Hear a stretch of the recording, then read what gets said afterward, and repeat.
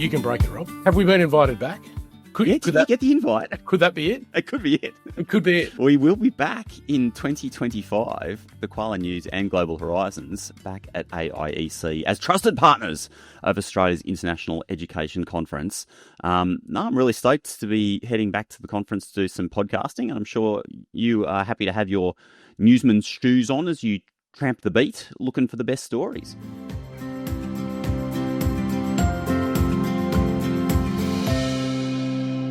G'day and welcome to Global Horizons. I'm Rob Malicki, the CEO of the Global Society, coming to you today from Garigal Land in Sydney. And g'day, I'm Dirk Mulder. I'm the founder and CEO of the Koala News, coming to you from Durrard Country in Western Sydney. Dirk, it's been a little while since we've been on the microphones. Good to be back, isn't it, mate? It is, mate. And my apologies. It's probably been me, and I've been really hard to track down the last couple of weeks. So it's great to be back. There you go, listeners. Not my fault. If you see Mulder wandering around the industry, you can clobber him for missing out on the news for the last kind of 2 or 3 weeks. I'll take it on the chin. I'll take it on the chin. And mate, I got to say, we got a lot to talk about in this episode. Since we last recorded, and the big news that's everywhere is, of course, the now official looming election.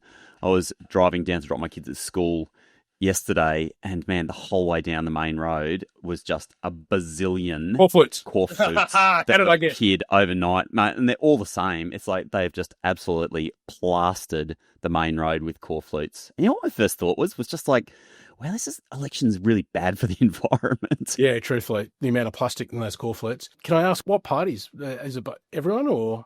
Because you're that was Blue Team. I live in an area where we have one of the Teal Independents, who frankly has done a really good job for the local area, but otherwise would have been sort of classic blue ribbon Liberal back in the day. So it's kind of nice to have representation that's independent and responsive to the community rather than just being a small cog in a big machine. But there you go, like everyone's got their views on these things. So yeah, I don't want to impose my views on anybody else. Mate, I'm just really interested in the fact that you mentioned that, because generally most mornings I do a bit of exercise around the Nepean River here in Penrith, and I've noticed the same thing. I came back from 2 weeks away, and yeah, the Liberal Party's got a bunch of corflutes all around the place. It's amazing. So they must be spending up big. Feels like that was definitely part of the strategy, because literally overnight it was like kilometres, right? And almost every tree, every telegraph pole was completely plastered. I was like, they've gone hard out of the gate. And yeah, definitely election season. And that certainly begs the question, Mr. Mulder, what's that mean for the tiny number of people, anonymous people hidden in universities and higher education institutions across this fine country? Yeah, mate, it's the $1 million question, isn't it? I mean, I think I actually had a punter contact me the other day and say, you should run a story on what the party's platforms are. And mate, I'd love to. I mean, I think we're pretty clear where Labor's at. If you look at the budget, the nom figures are put in there. So Labor's had to kind of show their hand. If you look at the Liberal or coalition, should I say, it's probably a little bit different. What I've noticed over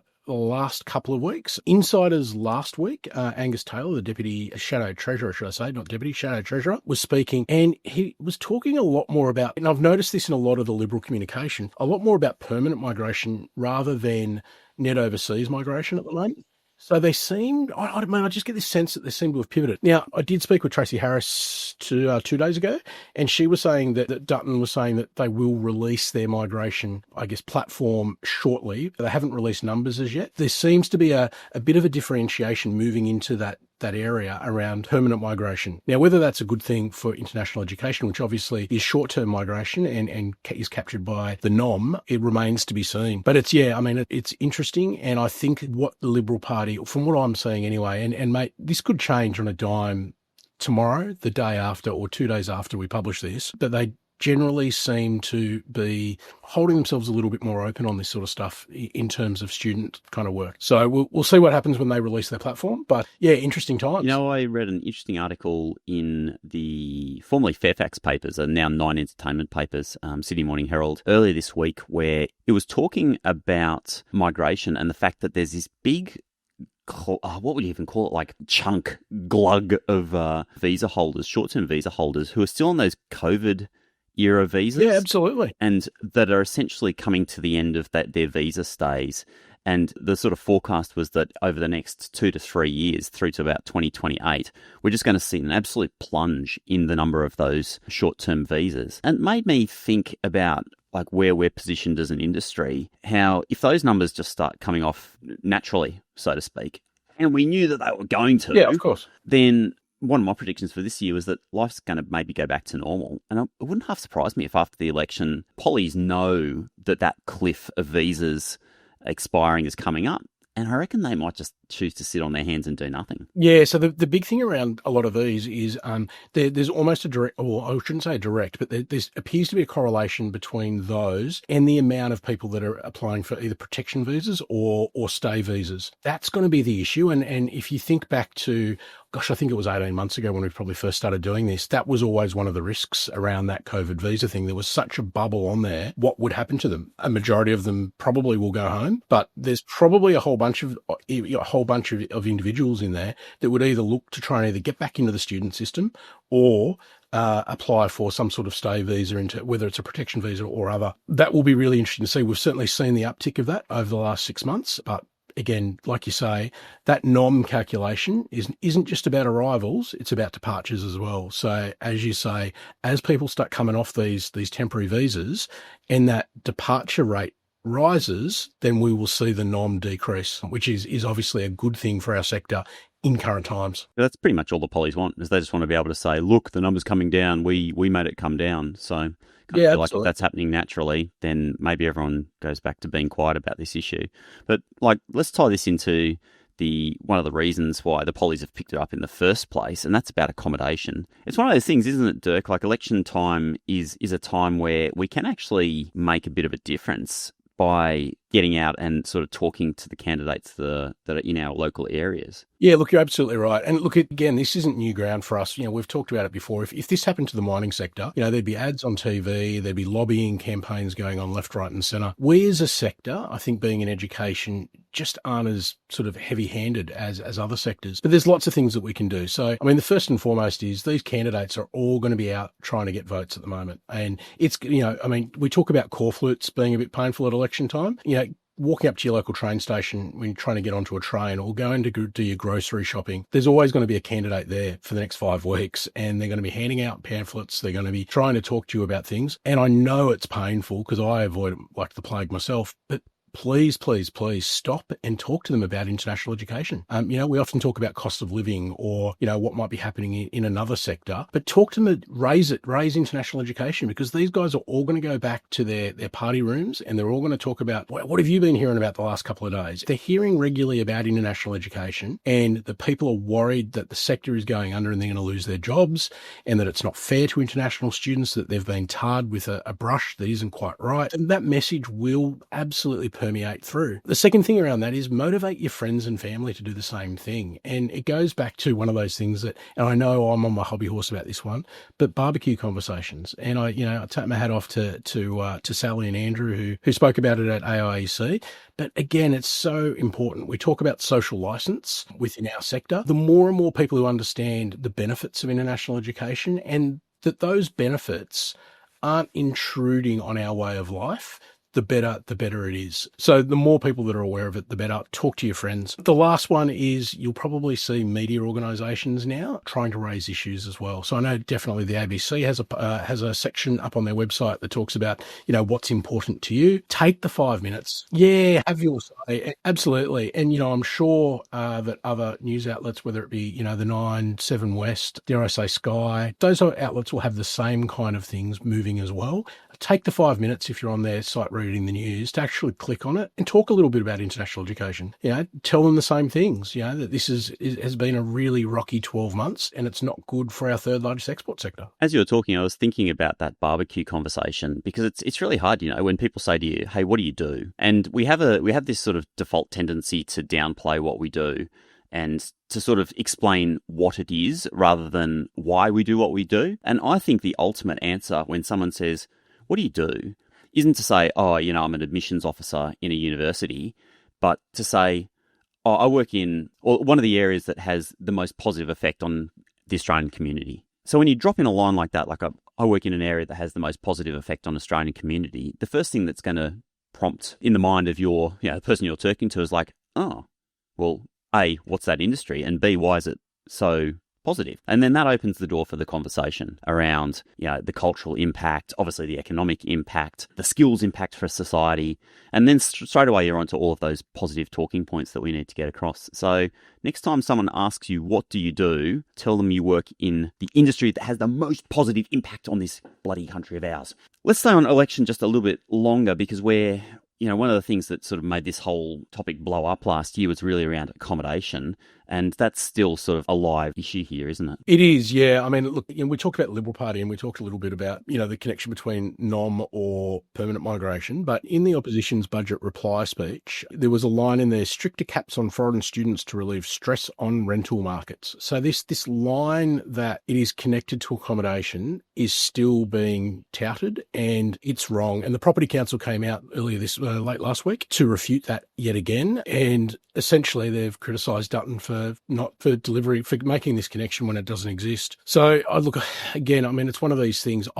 As we've said all along, I think this line, I really hope, I mean, it's probably more of a hope than anything else, that this line of, accommodationing is purely an election grabbing headline, and it's not something that will prevail over the longer period. Because there's been, off the top of my head, there's 3 major studies, that have been done that have decoupled that. Obviously, there was a group of 8, the Property Council, and a report from the University of South Australia and from a research team there, that clearly demonstrates there is no significant, I mean, don't get me wrong, it's 4% of the rental market. So there is around the edges an impact, but it's around the edges. And even the Treasurer mentioned that, when he was on Insiders last year, talking about, the biggest thing that Australia can be doing to ease housing stress is build more houses, and international students at the margins at best. So, but you're right. And I think we're in for probably more of it. I think I wrote, we spoke a little bit about a story where the budget potentially was a bad thing for our sector because they were going to bake in the nom figures, and that would open up this whole, discussion again. It seems like it is vote grabbing, and, politicians aren't going to use these lines unless there's been tested, and they think they're going to get a run for their money out of them. So clearly, by greying this area, it's very keen. By greying this area, they're really trying to put the doubt in the mind of the voter that international students are impacting in this area when technically and statistically they are not. Yeah, once again, I feel this is a cyclical thing. If you go back to Kevin Rudd talking about his approval of a big Australia policy, which immediately hit the public psyche, and he backtracked on that very, very fast because he realised that he'd stepped on a landmine. But then very quickly after that kind of diffused, everyone just forgot about it for the next decade, and numbers have continued to go up with absolutely no impact. And I just feel like it's one of those moments again. We shall see, I suppose. How about you stay on accommodation, but maybe take a different angle on it? Yeah, absolutely. I mean, really lucky we've got Jane Lee from IDP, who wrote an opinion piece for the Koala, and it was really interesting. She picked apart, I shouldn't say picked apart, she isolated, some of the results that came out of the Emerging Futures research, which was released by IDP a matter of weeks ago, I guess. And one of the things that she picked up was around accommodation, but looking at it from a student perspective. And it was fascinating to see that 33% of students report unsatisfactory experiences when trying to find accommodation overseas. Now, obviously that's not related just to Australia, but I think there's probably something in that. And if you think about when you've travelled overseas, or I certainly think about when I've travelled overseas, particularly when I've done a gap year or something like that, one of the most disconcerting things that can unstabilise you, unsettle you, is where are you going to sleep? And is it clean? And is it secure? And is it... So I think, again, we've been in the sector for, 20 years. I think we've made huge strides in this space, but it's clearly still a major issue for students when they travel. Now, it may continue to be forever, because when you go to a new country, that is going to be always probably one of the things that you think about. But we need to be probably doing more to ensure that students minimise the angst around this space. So ensuring that there are, clean, suitable, close to your study destination accommodation options available is really important. Who would have thunk? Who would have thunk it? Who would have thunk it? Absolutely. Mate, I still remember my first ever trip. I was a camp counsellor in the USA, and, I don't know, have you ever done anything like that? We flew to LA, and I remember the doors opening at LAX and it just being crazy. And thank goodness there was someone from CCUSA with a sign standing there. That anxiety. And even then you go, well, where am I actually going to sleep tonight? And then, 2 days later you do your orientation, and 2 days later you're on a flight to New York or to the East Coast somewhere. And then, you might have one night before you're going up to, either the Catskills or the Poconos or something like that. And you're in New York City, and you might probably, this is the first time ever, I stayed in like a backpackers, and the anxiety around that is real, right? Like so you can imagine, international students, particularly for those that might come from, smaller centres across Asia, coming to, Sydney, Melbourne, Adelaide, Perth. Where are you actually going to stay? What are you doing? And it's if there's no one there to greet you at the airport, this is why airport greetings have become so important. And while all those study organisations now facilitate, an arrivals desk, because it is such an important point in a student's travel. Definitely. We've been talking about accommodation, student arrival. I mean, another important part of the picture for international students is, of course, around healthcare. And there's a new report out by Allianz, the State of Student Healthcare Report. What's in that? Mate, it's pretty alarming stuff, actually. I take my hat off to Allianz for commissioning this report, and the report was done by the Voyage Group. Mate, one of the headline out of this is that fewer than 1 in 5 international students report they're financially secure. That's 20% of students actually feel financially secure. When we talk about a sector that relies on students being focused on education, and that's a pretty alarming statistic in my view. And again, you think about, I don't want to talk about the sector generally, but you think about what a number of institutions have done over the last 10 years when you think about what a number of institutions have done over the past 10 years in making student services more efficient and potentially taking money out of this space. This is an area where you've got to say there's got to be some resources around ensuring that students, when they come onto campus, have someone to talk to about financial security, about being able to, all those little things, being able to find a job, how do we get money in from mum and dad overseas, all of those things, that there needs to be some sort of support space for that. And I think institutions that provide those generally seem to score better in some of those institutional feedback reports around that. So I think it's so really, really important that the student experience and the on-campus student experience is invested in, and because it's going to be a differentiator. It has to be a differentiator shortly. If you're having a good experience and that feedback goes back to countries, to your home country, and to family members and students following, it's just so important. The other thing that I noted in the report was the comments that a third of students admitted that they wouldn't know how to seek appropriate medical treatment, and that Australia's healthcare system is confusing. Once again, I mean, I'm shocked. That's right. That's rocket science, right? Yeah. It's, I mean, a really good finding, and the kind of finding that we really need to put in front of the sector to understand that, yeah, of course. And a lot of us who work in this know that it's complicated going to another country and having to navigate bureaucracy of any sort. But healthcare is another level of complexity, isn't it? Because it can be so uncomfortable. You're in a completely new cultural environment, and suddenly you need to be explaining something that's going on in your body. Yeah, it's challenging for sure. And and then the whole money side of things too. So good on Allianz for continuing to do this kind of work and raising awareness of the issues that are out there. I guess it goes to one of those things that you and I have said so many times, like every dollar that is spent on student support, every single dollar that is spent on support for international students is a dollar well spent. And maybe that's a nice segue through to the next topic of conversation, which is a piece done by Alan Olson. As always, we love Alan's analysis and work. And he's had a look at revenue from international education for Australia's universities. And yeah, it's up on what it was previously. Up. Yeah, look, you probably didn't miss the point that the financial tables were released the day before caretaker mode started. So good on Alan for picking up on that. But yeah, look, you're absolutely right. I mean, in 2023, 42 Australian universities had a total revenue of $39.96 billion from $34.68 billion in 2022, and they earned $10.15 billion from international student fees, up from $8.57 billion in 2022. So yeah, mate, it is big. And it's, again, when we talk about student services, we're talking about the CFOs looking at this stuff and saying, great, the income's coming in. What we need to be doing is saying, rather than costs, there's an investment back into that cycle. And it's not just a clear margin costs and income, costs and revenue, but a part of that revenue should be filtered back into the institution to ensure these programs have longevity and have sustainability. Yeah, absolutely. Definitely echo that. It should almost be on a percentage basis. Almost. So, as those numbers grow, that, proportionally you continue to invest more and more. Oh, look, I'm not saying they're not done like that in some universities still, but back in the day there absolutely was.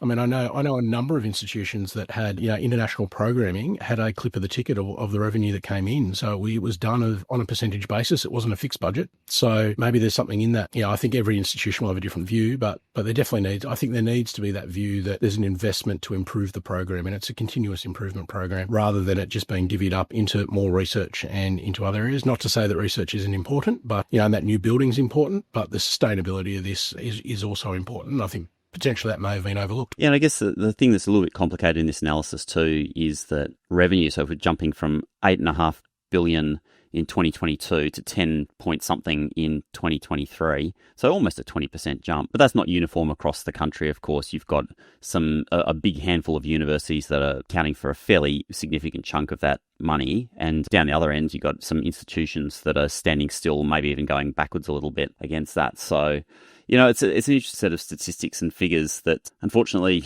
once again, coming back to politics, it's pretty easy to take some of those numbers and say, look at these billions of dollars that the institutions are pillaging. We need to put a cap on this, without realising that all of that, thinking purely economically, is good for our institutions and good for our country. Yeah, absolutely. I mean, this is where I think Kerry Ramirez comes into his own, because he breaks a lot of this stuff down. So as you say, the top end might be getting more students, the bottom end might be getting potentially less, but there's also a differentiator on financial factors as well. So if you think about fees going up over time, when I was kicking around potentially 10 years ago, the average degree was probably $23,000 per year. We're now probably well up above 30. So just in the financial aspects, with costs going up or prices going up, you're going to see a natural attrition of an increase of revenue. And that may not be an increase in heads per se, but there's a multitude of factors that work that through. So yeah, it's a complex area, and it's certainly one, you're almost getting into the actuarial science area to break this stuff down. But yeah, I mean, it's why I love Kerry's work so much, because he does a really good job of it. And we've been talking a lot about elections and people being against us, but we still have some friends out there. The South Australian Premier, Peter Malinauskas, recently headed off on a trade trade mission. So I'm being very flippant there.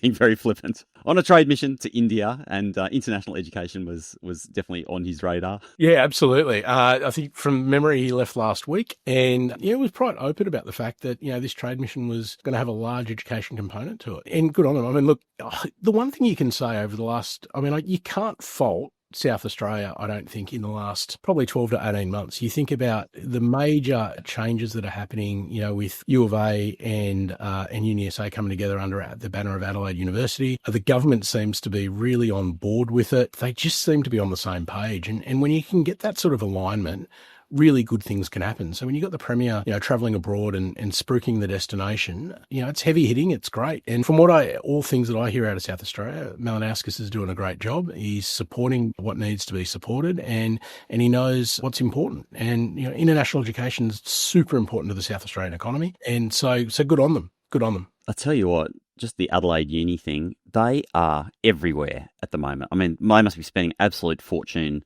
on their marketing side of things, branding and marketing. I don't know, I've been travelling a fair bit for work, and I've been seeing them on, billboards, on digital screens in the airport, here, there and everywhere. I've heard it on the radio. I've seen it on social. I mean, they're just literally everywhere at the moment. Well, it's going to be interesting. I'm actually flying to Adelaide tomorrow for a conference, so it's going to be really interesting to see that up close and personal. So it'll be good. I have been speaking to a few people on the inside of both of those institutions, and it's such a monster project, because my point of curiosity, I'm getting asked a lot by prospective students. I run a YouTube channel called Choosing Your Uni, and so I get a lot of questions for international students and those that are looking to compare, UniSA or Uni of Adelaide with somewhere else in the country. There's a lot of questions out there about how that merger is going to work and what that means. Even just as simple as, I want to go and do physio at Adelaide Uni. Where is that going to be taught?